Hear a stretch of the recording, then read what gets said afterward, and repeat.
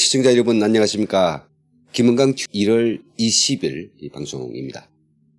오늘 시간에는 이선권의 팔뚝포.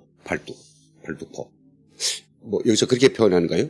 북에서는 그런데요. 팔뚝포. 이거 어디로 향했나라는 제목으로 어제 오늘 언론들이 일제히 다루고 있는 북한의 신임 애무상으로 이제 부각된 이선권에 대해서 그 실체와 그리고 이선권을 내세운 김정은의 그 복심에 대해서 살펴보겠습니다. 이선권 하면 우리 남한에 많이 알려져 있습니다. 이달 30일 북한에서는 해공관장 회의가 열린다고 하는데요. 그때 이선권이 정말로 신임 애무상으로 등극했을까에 대해서는 좀 지켜봐야 될 것 같습니다. 만일 이선권이 모든 관례와 예측을 깨고 애무상으로 등극했다라고 하면 그러면 이것은 좀 우리가 진지하게 김정은의 복심에 대해서 좀 살펴볼 필요가 있는 것입니다. 그래서 저희 NK튜브가 이선권에 대한 지금까지 알려진 자료들을 확인했습니다. 이선권에 대한 자료는 이 다음 그림에서 보는 것처럼 이 정도 자료밖에 없습니다. 이선권 생년월일도 아직 밝혀지지 않았고요. 출신지와 출신 학교도 우리 통일부는 좀 모르고 있습니다. 다만 그의 언론에서 나온 그의 이력들을 갖다가 이게 적어놨는데요. 2010년 3월에 인민군 대사였는데요. 2010년 5월 달에 남북 군사당국자 접촉에서 북측 대표로 불현듯 이때 나온 거죠. 조국평화통일위원장이라고 하는 직함을 가지고 나왔답니다. 2010년이면 어떻게 됩니까? 아직 김정일이 살아있을 때죠. 이때는 김정은이 저희 아버지로부터 권력을 세습받고 있는 그런 과정이었죠. 2010년 9월 달에 제38차 남북군사실무회담 북측 수석대표로 나왔습니다. 쭉 해서 그는 근 10년 동안 남북관계의 이러저러한 탑에서 주로 악역을 했던 것으로 좀 나타나고 있는데요. 그 절제 없는 무례한 행동과 그리고 상대방을 당혹시키는 막말, 상스러운 말 이런 것 때문에 남북회담에 참가한 우리 측 관계자들은 대체로 아마 이 사람에 대해서는 막 환멸을 느낄 겁니다. 치를 떨 것이라고 생각합니다. 근데 이 남북관계처럼 매우 민감하고 그리고 북한 지도부의 그 이목이 집중된 이런 회담에서 어떤 개인이 꺼리낌 없이 막말하고 행동하고 이런 거는 허용치 않습니다. 지금까지 한 거의 모든 행동은 김정은에 의해서 철저하게 악역 노름을 해왔다는 그런 증거가 되는 거죠. 몇 가지 우리 기억에 떠오르는 이런 장면들이 있습니다. 이 사진이 굉장히 우리 남쪽 그 회담 전문가들한테 아주 경악을 시켰던 그런 장면인데요. 문재인 정권의 첫 통일부 장관이었던 조명균 장관과의 만남에서 그는 바로 이 팔뚝포를 보였던 것입니다. 팔뚝포. 이게 지금 무슨 말을 하면서 이렇게 팔뚝포를 보이는지 모르겠는데 이건 상당히 상스러운 표현이죠. 이게 정부 간 회담에서 이런 제스처를 취한다는 이게 아주 거만하고 그리고 능멸하고 하는 자세, 어떤 행동이든지 거리끼만 하는 바로 이선권. 그는 상스러운 제스처뿐만 아니라 또 막말에서도 선수권 보유자입니다. 우리 국민들 한 사람같이 분노를 느꼈던 바로 그 막말이 있죠. 북한을 방문한 우리 남한의 대기업 총수들한테 냉면 한 그릇씩 돌리고 나서 당신들 뭘 한 게 있다고 냉면이 목구녕에 넘어갑니까?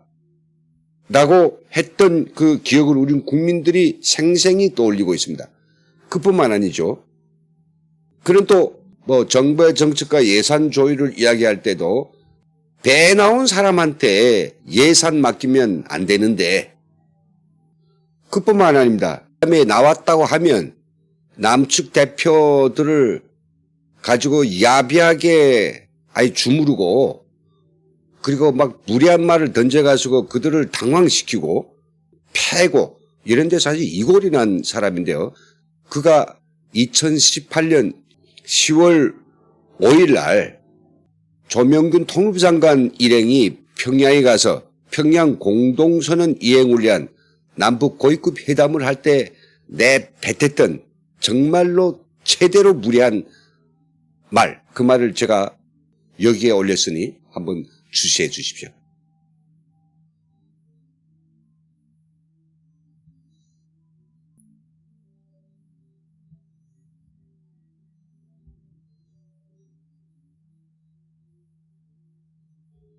어찌됐든지 간에 아마 러시아 러시아 애무차관보까지 이선권의 애무상 발탁에 대해서 확인해 주었으니까 분명히 이 작자가 애무상으로 취임한 거는 사실인 것 같은데요. 그렇다면 지금 미국이 북한과의 비핵화 협상의 물꼬를 트려고 정말 다양한 채널들을 가동하고 적극적으로 대시하고 있는 바로 이때 과거의 회담 파트너들을 싹 집어치우고 이렇게 무례하고 이렇게 조악스러운 이선권을 북미 회담 창구의 대표 수장으로 내세운 김정은이 복심은 과연 무엇일까?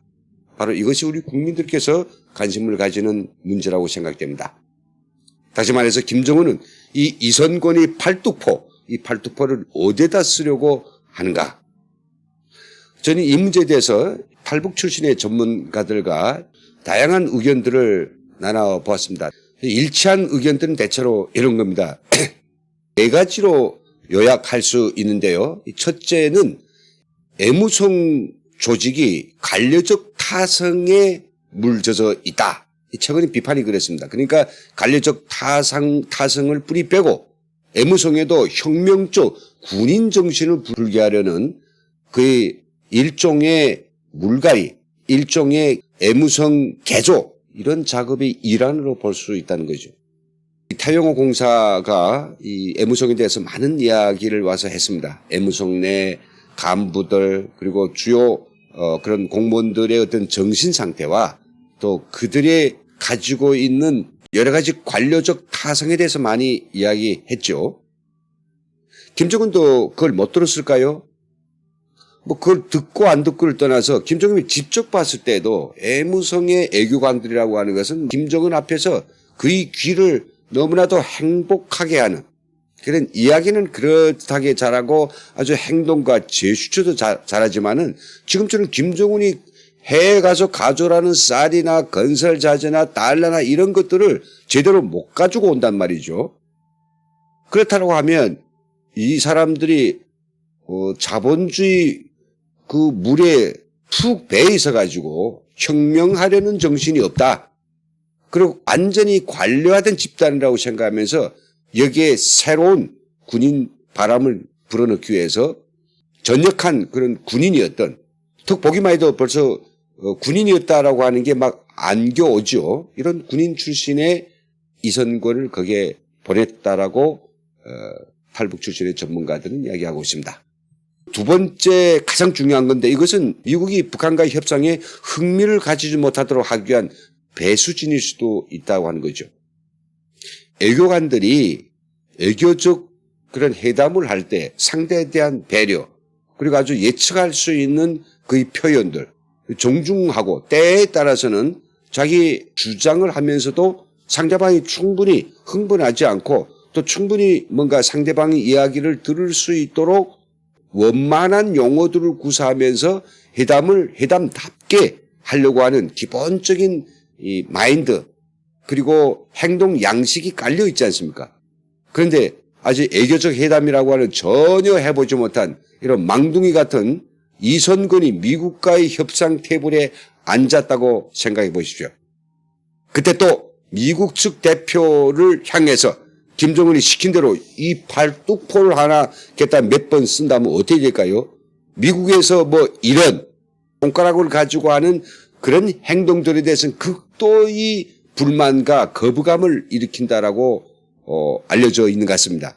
거기 가서 손가락도 쓰고 팔뚝도 쓰고 뭐 여러 가지를 다 쓴다고 하면 미국 애교관들이 어떻게 생각할 거예요? 야, 이게 말도 안 되는 놈이라구나. 이런 자하고는 말을 해봐야 통 먹히질 않고 이런 무리한들하고 내가 말을 주고받는 내가 참 한심한 사람이라고 그런 생각까지 들 거 아니겠습니까?